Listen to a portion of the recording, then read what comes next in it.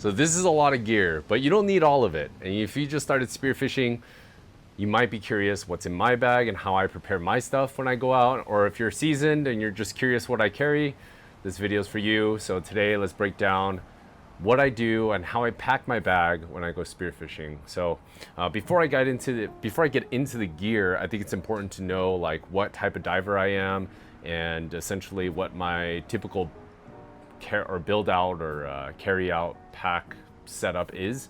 So for me, and for those of you that don't know me, my name is Sam. I'm the host of Dive Spear Eat, and essentially for me, I primarily go out shore diving. So I'm based in Southern California, and I would say 95% of the time I'm shore diving.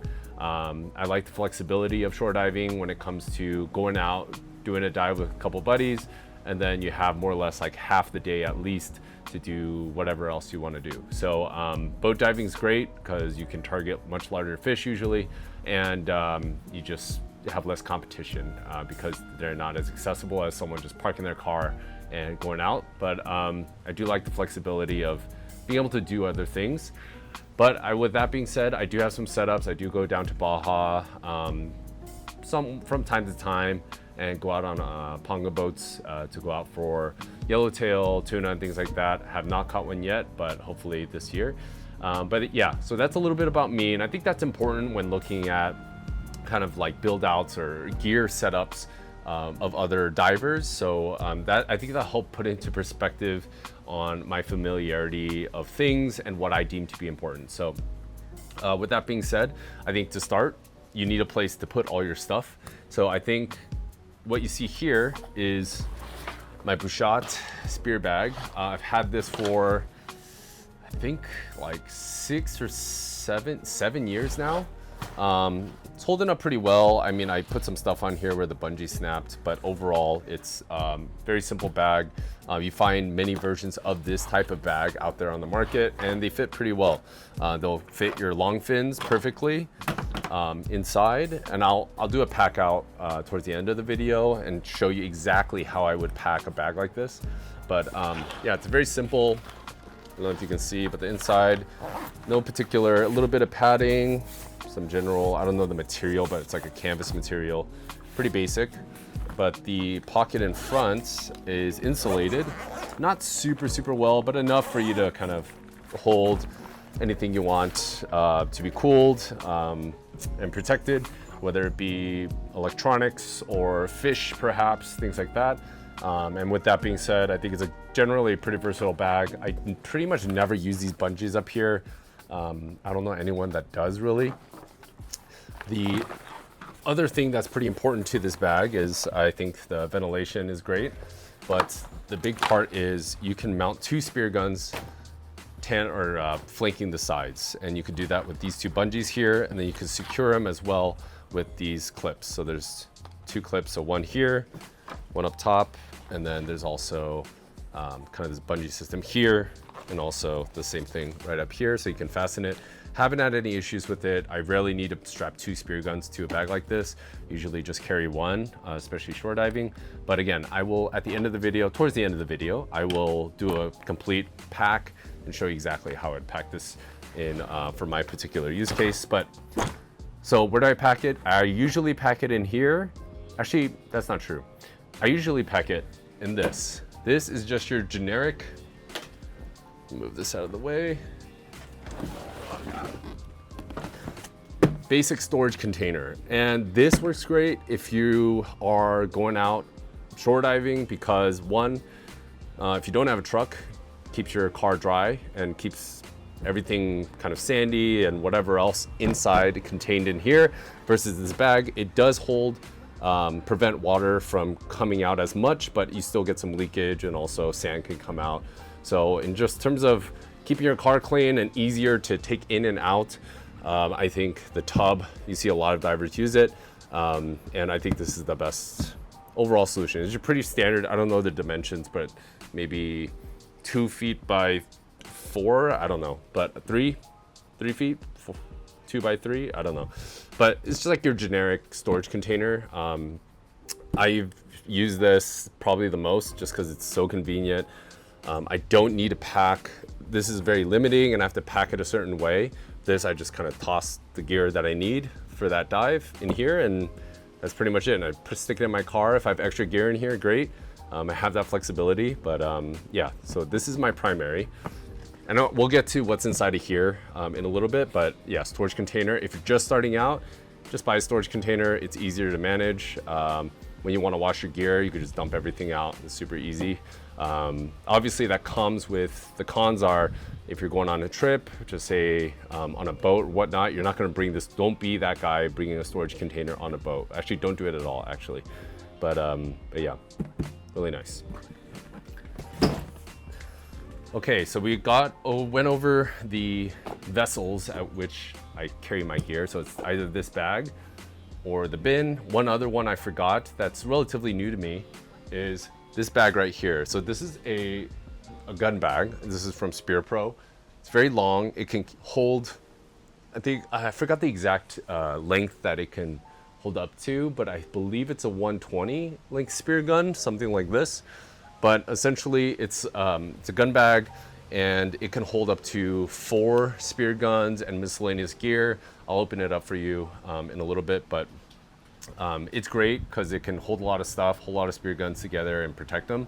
But when it comes to like putting them in regular sedans, or if you don't have a truck, it's kind of annoying because the length is so long.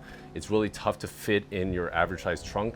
So I've noticed that this is like a great size if you have just like a regular car, like a sedan or even a smaller SUV. It's a great size. It just fits really nicely horizontally. That, on the other hand, is probably not going to fit. You're going to have to fit it long ways, probably fold the seat if you don't have a truck. So if you're going on long hauls, you have a lot of gear, or you're going down to Baja and you're just going to be boat diving, you need a vessel just to hold and carry a lot of stuff. That's great. I just used that to go all the way up to NorCal with 2 spear guns, 2 wetsuits, 2 of everything, and I didn't bring this, and it held everything really, really well. Oh, sorry, I did bring this, but it held a lot of the stuff I needed in there pretty well. So, yeah, gun bag, right? What else? Basics. All right, these are my fins. I've had these fins for probably 6 years now. They used to be more translucent, but they are not. They're kind of yellowing, but fundamentally they are holding up really great.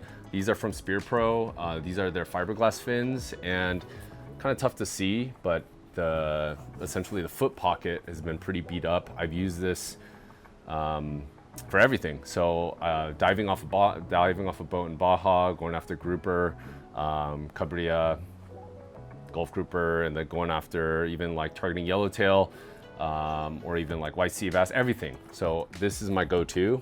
The fiberglass fin, it's held really, really well. I try to take care of them as best as possible. What I mean by that is, one is don't walk on them if possible, like on rocks and things like that. If you're going short entry exits on sand, I usually walk on them, but just go backward and keep it easy. But especially when I dry, this is something that a lot of people don't talk about, is when you dry a fin, see this bend right here? What I like to do is not put pressure, upward pressure like this on the bend, because that's not the angle that you want a fin to bend at. So what I do is after I rinse everything, I'll flip it this way and then put it on the floor like this, so there's less pressure here bending it the opposite way, if that makes sense. And no, you don't want to put it against a wall like this. Same general concept. But yeah, fiberglass fins, pretty basic, SpearPro. Yeah, I'm sure I should probably upgrade it at some point, but I heard the biggest upgrade is going from plastic to fiberglass, and then from fiberglass to carbon.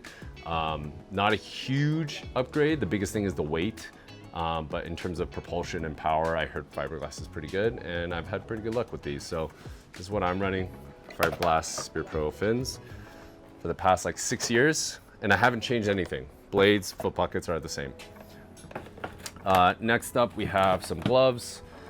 And as I'm going through these, I just want to mention that I'm not sponsored by any of these brands. Some of the brands, I'll let you know, that have like sent me things, but I'm not sponsored by any means. I genuinely use this stuff. So yeah, SpearPro gloves. They have the padding on the outside. I forgot the exact name, but essentially there's 2 versions of these gloves that SpearPro sells outside of the color. Why did I pick pink? I just wanted something high vis. That's more illicit. and the last ones were green, and then I had a white one, but I just rotate through them because I get bored. But the gloves that you see here, so Spear Pro has two of them, so they look identical. The biggest thing to check for is on the palm, feel for like padding. When I say padding, it's really thin, but there's enough padding here for if you want to go lobster diving. I use these all season. I use these. Diving for lobster, if I'm diving for spearfishing focused, it doesn't matter. I use these. I don't necessarily need or care for the rubber kind of protection on top, but I think it's nice. Sometimes it works or it helps me, but generally speaking, I like the flexibility and dexterity it gives as like a thinner glove, and also the padding on the inside protects me from those spiny lobster spines. It's gonna, sometimes it goes through the spines of a lobster, that is, and sometimes fish, but it's not enough to really do damage, but it'll kind of prick you a little bit if you grab too hard. But I like the trade-off of the dexterity is like huge to me, so I've been running these for quite a while. Next up are my Spear Pro booties, and again, not sponsored or anything. These are my favorite booties, and let me explain why. One is they're very comfortable, and but the big part is, or there's two things. They're comfortable. I was running, man, now I'm blanking, but if you watch my previous year video, I was running those, and no problems with those necessarily, but I was convinced to try these out, and the biggest difference that I found was the bottom is much more durable. And why you should care about this is if you're shore diving and you're coming in and out of shore, you want some sort of durability when you're going over rocks, things like that, to get out of the water, and this handles it really well. And the inner lining, I think, is the most notable. This is a 3 mil, I believe. It feels kind of like a sock. It's hard to describe, but it's not like this outer neoprene. I don't know if it's neoprene, but this outer kind of wetsuit texture, it's not that. It feels kind of like a sock inside, so it feels really nice. It's comfortable. So these are my booties. I believe these are 3 mil, but again, Spear Pro ones. Mask and mask and snorkel. So this setup is not what I typically run. I did run this mask for about 7 years. This is the same mask for the past 7 years. You might notice this J. This is a Spear Pro J snorkel. Again, not sponsored or anything, just works. It's a J, pretty much any brand, it's more or less the same. I use, this mask is an Epsilon. I forgot the exact brand name, see, even the print came off, it said Epsilon up there. But what happened recently is I lost my mask and snorkel, but what I had was, the brand is called Gull, Gull, and I was running both their mask and their snorkel. What I was running was the Gull Vader and the Gull Stable. And the Stable is essentially, if you're familiar with the Rife Stable, they manufacture that for Rife. So same exact style snorkel, but I like the color choices. I usually go for a bright snorkel and mask if possible. When I say bright, I mean color, so it's much more visible to my dive buddies. But yeah, I'm just showing this as an example. This is what I'm running temporarily, but I have on order a Gull Vader and the Gull Stable as well for my snorkel and mask setup. And yeah, this is a great setup. It's worked really well, and yeah, it's about 7 years on the mask, and then the snorkel, I just had a little extra one laying around. All right, next up, let's go over, we'll get back to this one because it's not like as essential. All right, let's go over this actually. So this, it's just a water bottle, so it's a thermo flask. I'm not I think I got this from Target. Anyway, why this is important, and you don't necessarily have to have this, but when you put on a wetsuit, you need lube, obviously. And so what I do is typically, I just grab like cheap shampoo. This is just some generic one. I just look for the cheapest one usually. I don't always buy Suave, but this is what I have. And then I have this. And what is nice to have when you're out prepping for a dive and a shore dive, you just parked at your spot and you're ready to gear up and put on your wetsuit, is nice warm water. And that's why this insulated bottle is important.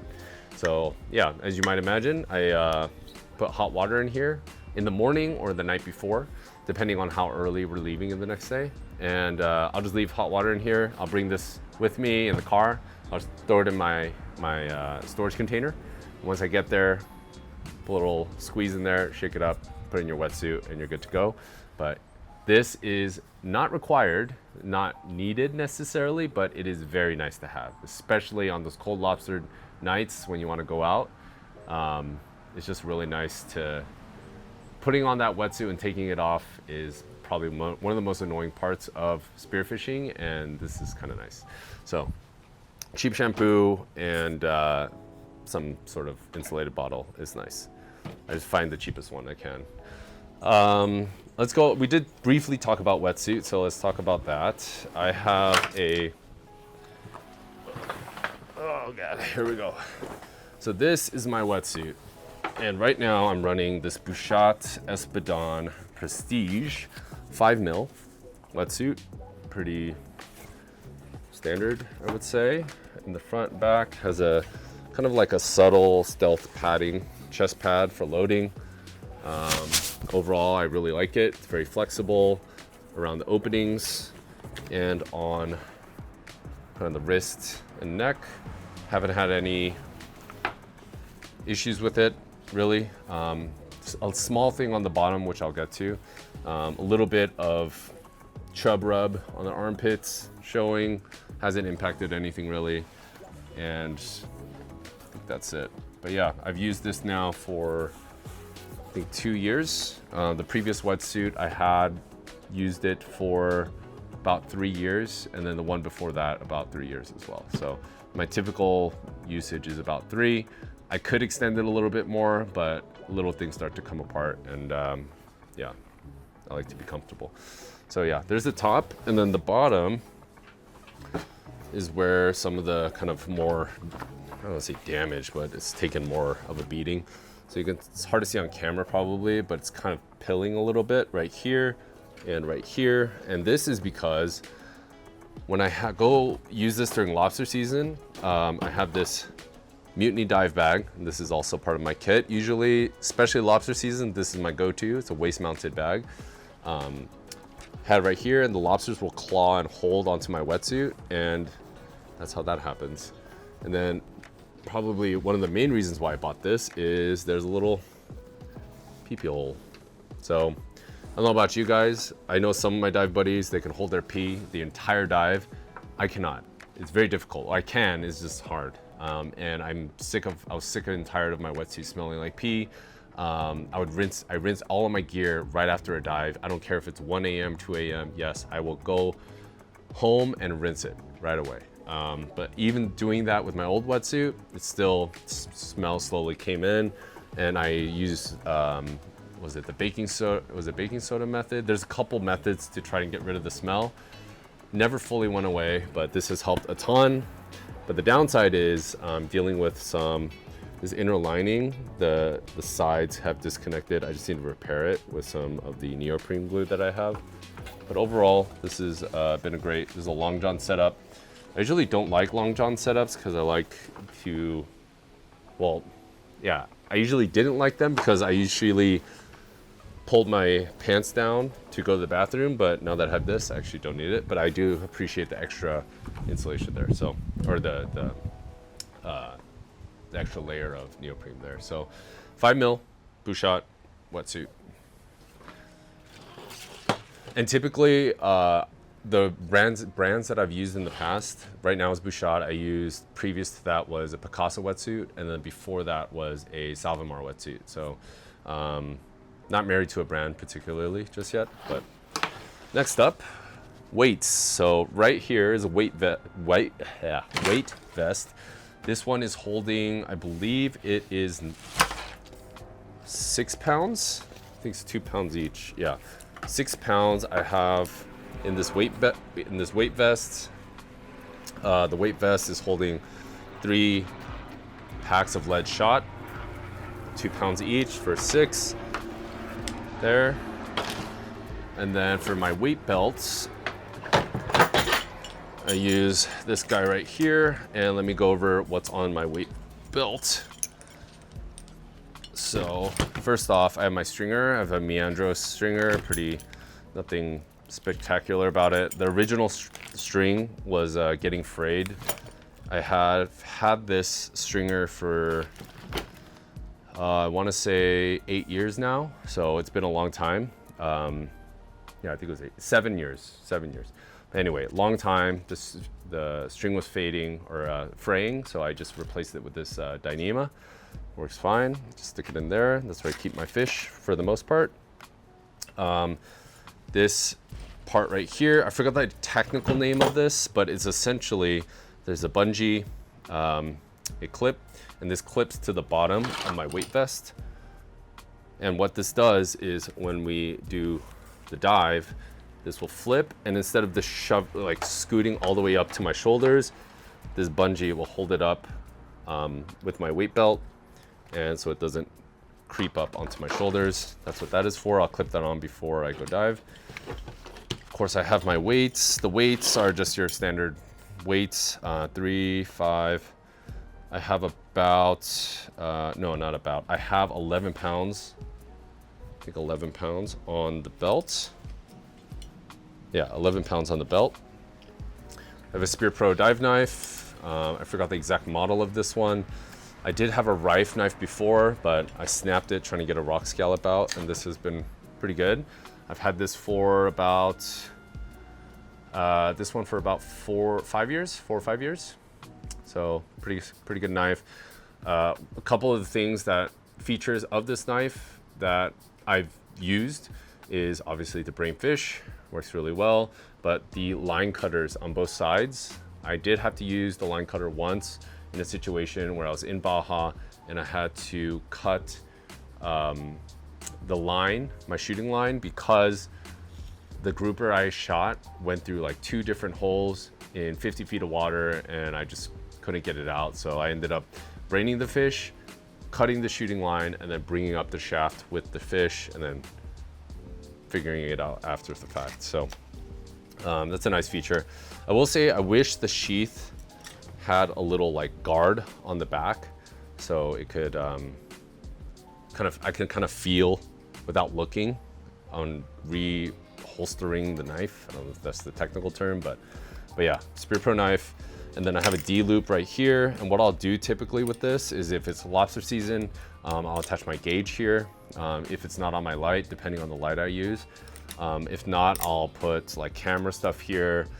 I don't have it with me, but sometimes if I just want to hold some gear on the D-loop, I'll do that right here. And then this is just some stainless steel carabiner that I had on here. I was using this for something, but typically, if I'm not using it, there's no carabiner on here, but I left it on there. So yeah, those are my weights. And the weight belt is, again, a Spear Pro one. I like the buckle design. I don't like the, I don't know the technical term, but essentially it's like a tension buckle. There's the other one on the market. There's really only 2. But I like the buckle design, and if I needed to ditch it, God forbid, I know it worked pretty well. So anyway, weights. I did mention this briefly, but I use a Mutiny dive bag for lobster season primarily, but if I'm going out for, just say, want to collect some like keyhole limpids or for some uni or something like that, and I don't want to bring an entire float, I might bring this. The only downside is, yeah, it's attached to you, so sometimes I'll bring this, but I'll have it available. And then let's go over this. These are Chaco, I don't know the model, but I got these at Costco on clearance a while ago. I love these. I had an all black on black one. I think at the time I paid like $12. I know they're worth more, but at full price I would probably still pay for them just because of how often I use them. This, you're able to wear your booties, gear up entirely, and slip your foot in here pretty easily, and you could tighten it down very simply. And that's nice, but also it has a good amount of traction where Crocs don't. And if you dive in particular areas in the LA area, you might want a little bit of traction. It's not a total deal breaker, but it's really nice to have. And I'm a big guy, and Crocs, I've slipped on them a couple times and bruised some pieces of my body, but these have worked really well. And after the dive, when you want to just not get your shoes dirty or whatever, because you're already going to go home and shower, you could get your gear out, rinse these off, and then just wear these to a grub spot that you and your buddies are going to go to, and then rinse them off when you get home. So I really like these. Totally unnecessary, but I have these. I usually wear these when I go out. All right, next up on the table, on this table at least, is this is just a trauma kit. I actually won this at a raffle. I think it was the OC Spiros raffle, but I just carried this with me. I think it's good to have. And in addition to that, the same theme, I carry the medical scissors. Use this to cut extra rubber. I use this for pretty much anything, but haven't you had to use this in an emergency? Hopefully never, but it's great. These are way better than regular scissors when it comes to cutting, especially rubbers. It's really nice. I have needle nose pliers, and that's if I need to restring rubbers, things like that. Just have that in my kit. Spear guns, obviously there's a couple behind me. I don't take all of these, obviously. I usually stick to one or two, but typically most of the time lately it's been this guy right here. This is the Mana spear gun. This is in the, I believe, 100 configuration. It's a Soratech barrel.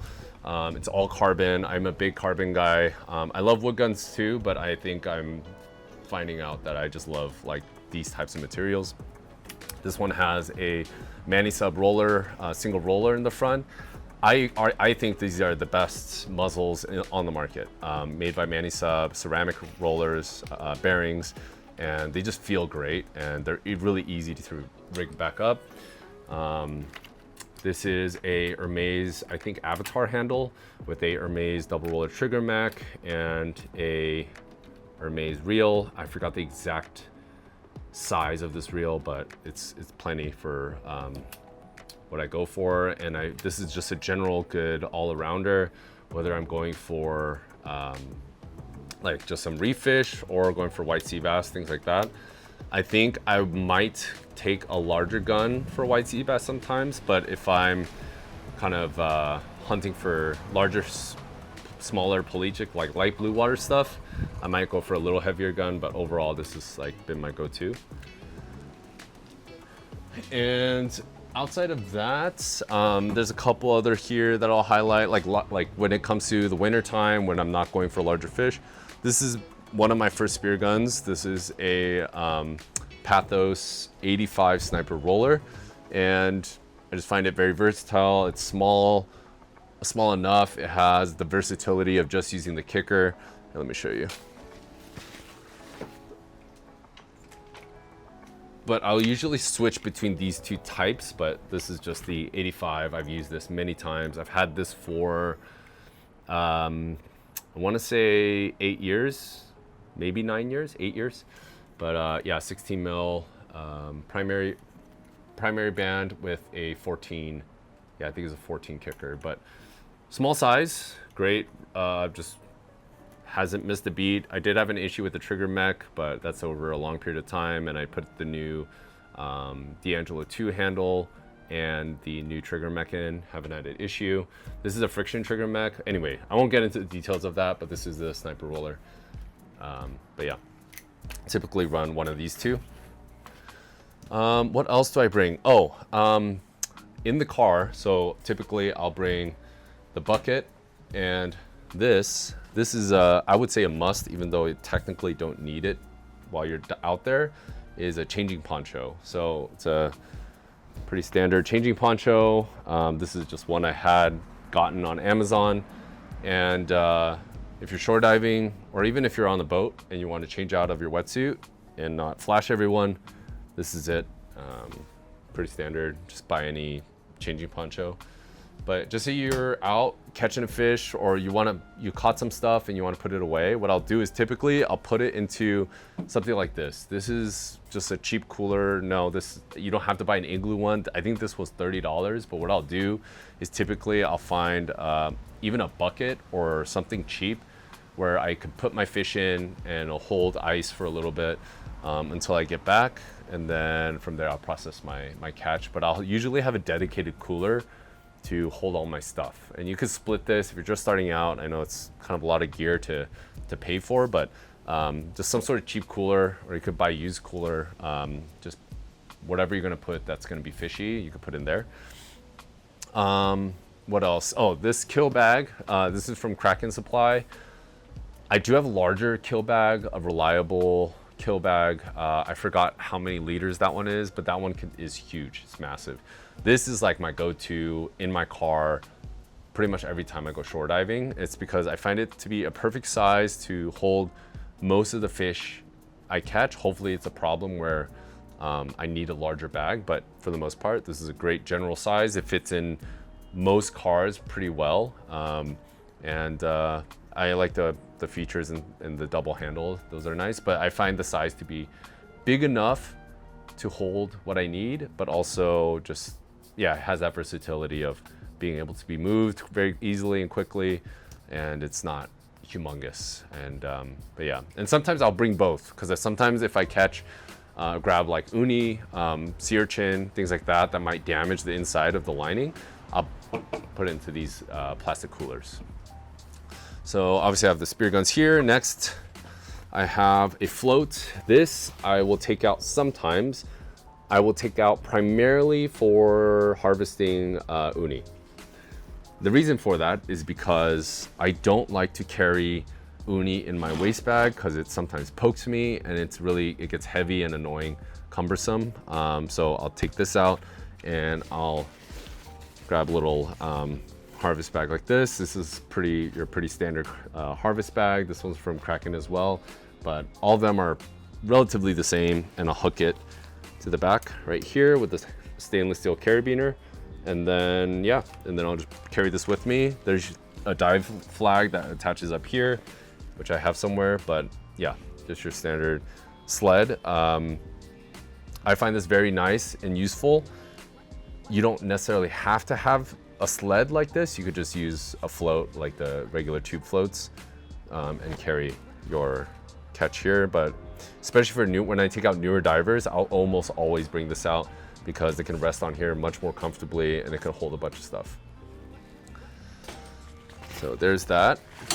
And then what else? All right, let's go into some of the other stuff. Oh, the other float I have is the 15-liter Spearpill float. This is like what I typically use when I go out for like yellowtail, white sea bass, but usually not this big of a float in the kelp. Usually down in Baja, I'll use this. And then this is just a bike pump that I have. And then this is an adapter for the float. This is pretty compact, basic, and then has a little gauge, but it's just a basic bike pump that I'll use to inflate that. And since we're on the topic of floats, I do also have a 100-foot float line for this, for the floats, and it just has a quick release snap swivel. Yeah, pretty standard. This is, the brand is Gannett, one of the main brands in kind of producing float lines, but they're all pretty good. Yeah. So float lines, this. All right, let's go into some of the more techie electronic stuff. I do not carry all these flashlights with me. These dive torches, I usually carry one. And the one I'm using today, lately, is the new Orca Torch Orca 7.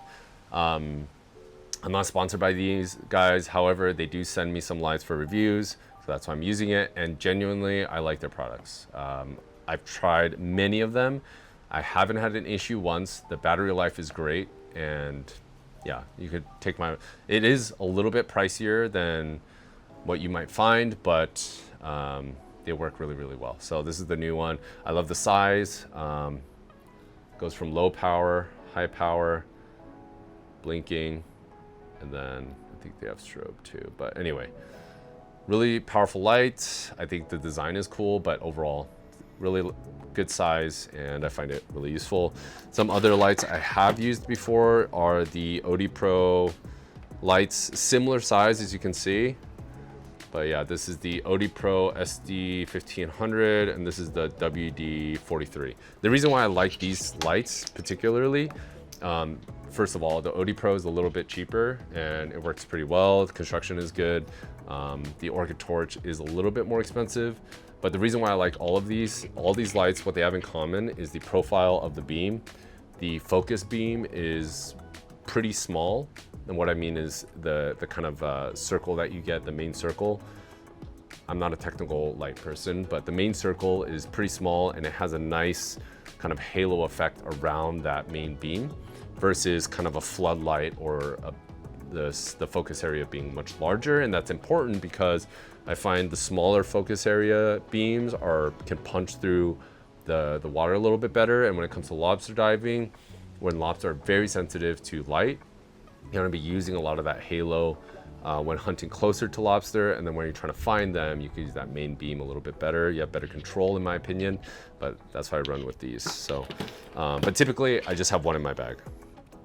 But during the day, I won't even bother bringing this, mainly if I know I'm going hole hunting or I'm going for lobster. Next is the guy. It's called a glow tube, and it's just a beacon light. And a beacon light, all that's for is for my buddies to know where I am when I'm out there at night. So I'll clip this to the back of on my D loop, or typically on the back of my my weight belt, and I'll turn this on. And this one uses a AAA battery, and it doesn't look that bright right now, but it's typically really, really bright.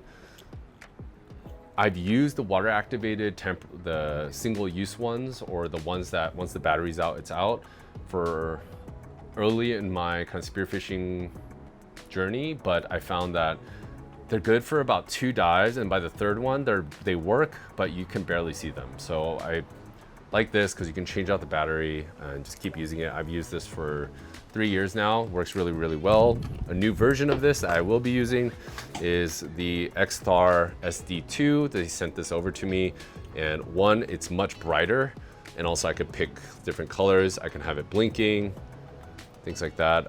Again, I'm not sponsored by them. They sent me this, but construction is really good. Obviously, you get what you pay for. This is a little bit more of a premium compared to this glow tube, but glow tube is lighter, it's plastic, it works well. It's been through a lot, and it's tried and true. It's good. But some sort of beacon light I'll hold. I just have a multi-tool. This is a Leatherman. I got gifted to me. It's really nice, but just a multi-tool for just like maintaining things, screwing things together, things like that. And then what I carry when it comes to filming. So the videos that you guys see when I go dive, how does that look and what do I carry? So typically, what I had carried before was my DJI Action 6 Pro, Action 5 Pro, sorry. And the quality of this camera is great. Loved it. The video that came out of it, the battery life, overall construction, it's really, really nice. And I love the quick release feature of the base. And that release feature is what really killed it for me, because one of these dives, not too long ago, I was trying to pull this off by going like this, pitching from over the top. And then in doing so, I somehow opened up the battery flap door in the water. All you have to do is kind of slide up, a little bit of pressure, slide up, and then this opened in the water, and then that was that. And now it's done, so I'm sad. But GoPro did come to my rescue. Thank you, GoPro, for sending this over. But they did send this floatable stick, which is cool, which I'll hopefully get some cool footage soon with it. Pretty nice standard stick, nice big handle, which I really like. But they sent me the new, the GoPro 13 Black. And overall, this has been pretty solid. I used to run a case on this, but I hate running cases on my action cams because the fogging. There's so many times, not so many, a number of times where I've had issues with the case fogging up, even with the moisture absorption packs, things like that, and it just bugs the crap out of me. And I didn't have to do that with the DJI camera, and I ran it for a little bit on the GoPro 13 Black, and then now I just don't run it. and I haven't had any issues yet. To be fair, this one had, I think the deepest this one has gone so far is maybe 40 feet, a little less than 40 feet. This one's been down to about 60. There's no problems, and I haven't had issues yet, so we'll see. But thank you, GoPro, for sending this over. And in this, I usually carry some sort of like little box like this, or Orca Torch. When you buy one of their lights, it comes in little, you know, these like action camera packs that they all seem to get from the same supplier. So I just use this. I usually use one of these to, one, I hold my fishing license up top right here. Sometimes I'll put it in a Ziploc bag. I wear contacts, so I usually carry 1 or 2 extra just in case I have issues, something's itchy, and like before I put on my gear, I don't even take the chance. I just swap them out because I don't want to be out there and then be super annoyed with my contacts. I carry a pen because lobster season especially, you gotta mark everything, so I carry a pen. And then a little box for my SD cards. I usually carry a couple, but this is like your standard one that you have just on Amazon. I just bought some random one. Yeah, and then for actual footage, how I record is a head strap. I don't have a mask mounted camera, and there's a couple reasons, no, not a couple reasons, there's a reason for that. And the main one is I don't like it on my mask because, especially when diving in these local waters, there's a lot of kelp in the places I go, and there are a handful of times where the kelp gets caught up in the camera and I have to, you know, wrestle it off or just figure it out. And there are a handful of times where the camera gets pulled, you know, not aggressively, but enough. And I would imagine if that was on my mask, that would let water in. Essentially, I would have to readjust. And that's just above the water, but just say below the water, if it gets hung up on something, I don't want to have to sacrifice my mask in that type of situation to just get out of that situation. I'd rather just ditch the camera if I had to, and then still have visibility. So that's why I use a head strap. And this goes underneath my wetsuit, by the way. So I put this on, and then I'll put the wetsuit over, and I'll show you how to do that in a later video. If you're curious, let me know if you want to see that. But yeah, I figured out a system where it doesn't get caught up and doesn't get pushed while I put it on. So anyway, what I have on here is a head strap, obviously, with a quick release mount from GoPro. And similar to the DJI mount, all you have to do is line up the camera and you get a nice click and it's in. And this is really nice because just say I want to get footage of a fish, something below, my dive buddy, instead of me having to kind of adjust my head and figure out what angle might be best, I just feel for the clip, take it off in the water, and then I could just use my hand to film what I want to film or film myself. And then once I'm done, I can more or less angle this, clip this in, and then I'm good to go. So that's it. That's my camera setup. A couple other things that I may have missed. I think, oh, this thing. All right. This, it doesn't have to be this brand in particular. I just changed it to this. This is one I got from Costco like 4 days ago, but it's the same thing. I had like a Fox something brand. It's like a black one with orange highlights on it. What this is a duster, really. It's a crazy duster. This one from Costco does have like a light on the bottom, and it can be a battery pack to charge stuff too, so which is an overachieving thing to do. But typically, these are just glorified like mini leaf blowers. So what this is great for is, for example, let's say you're out diving and you're done for the day, you want to get back in your car, and you have a bunch of sand built up on your gear. Let's just say here, and you want to like blow out the sand before you stick your foot in here and put it all in your car. You just bring this, and it's really powerful. I'll put a link in the description below on this model, on where you can get it, and also the one I had previous, which is also really strong, but not as strong as this. Put it down, and you blow it out, and then it gets most of the sand out.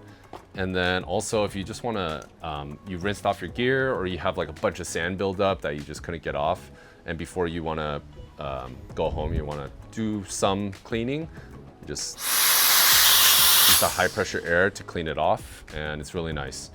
And it's just, honestly, it's obviously not a must-have, but it is great when you wanna just do like a first wipe down of your gear and all the sand that's you've collected and all the stuff you've collected on your wetsuit and your gear.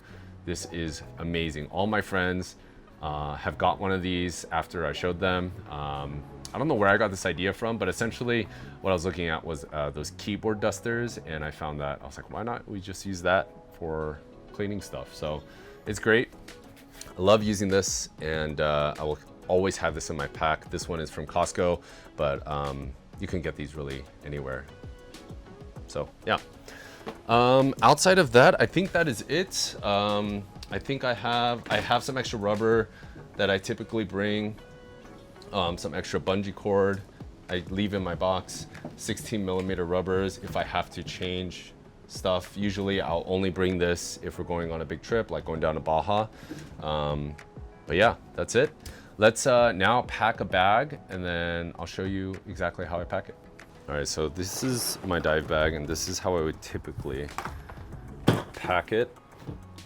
So first thing I would do is grab my fins, and then I would put it first thing in, foot pockets facing up, and also facing the same way. So you can see here. And then from there, I go by weight somewhat. I do not put the weight belt in here. I usually carry that separately, but the weight vest I'll put in there. So I'll put that in first.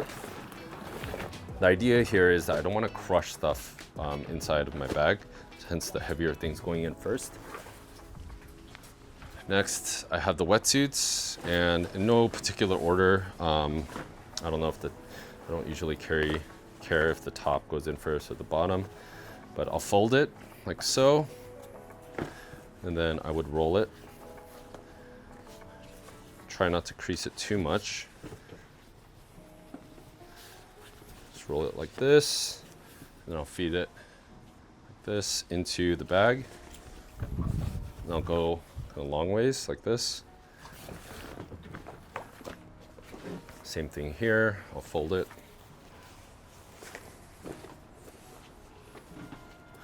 Like this. And then from the top of the wetsuit, I'll roll it.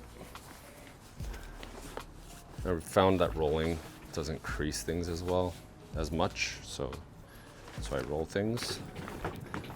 And then next up, I'll usually just throw in my booties and gloves like this.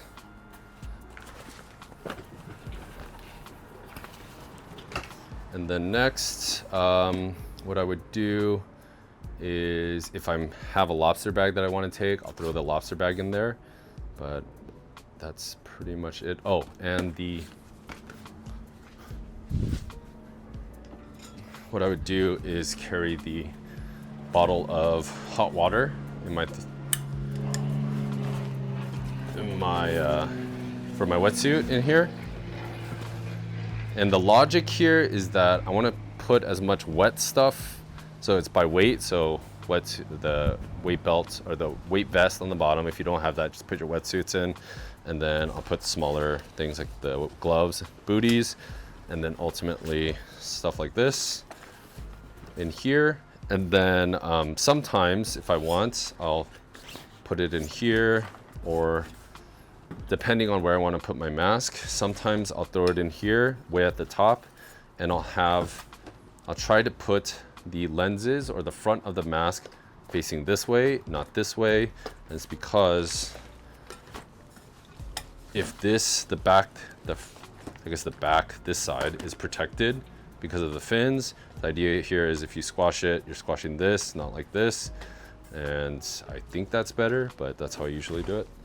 And then for the snorkel, I'll kind of feed it on the side so it doesn't get smashed. And then for in here, I'll put like a trauma kit or something, the lights, and then my little box full of my like GoPro, fishing license, all that stuff like this in the front. And that's pretty much it. And then for the Weight belt, I'll carry separately. I don't like to put it in my bag. Sometimes I do if we're going on long trips and we just need to consolidate gear. If that's the case, I'll put this in first on the bottom and then weight vest and then so on. But that's how I pack my bag.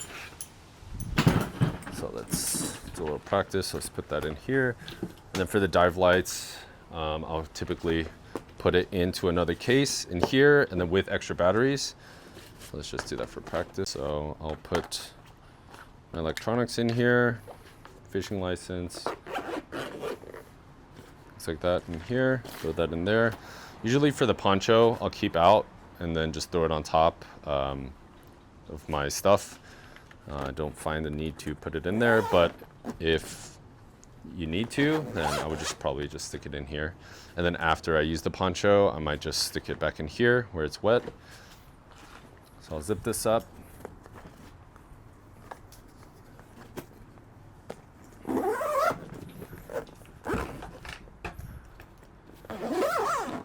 That's it. That's a wrap. That is a packed bag. And if you're curious on how I mount the spear gun along the dive bag, I'll typically just throw it in the car.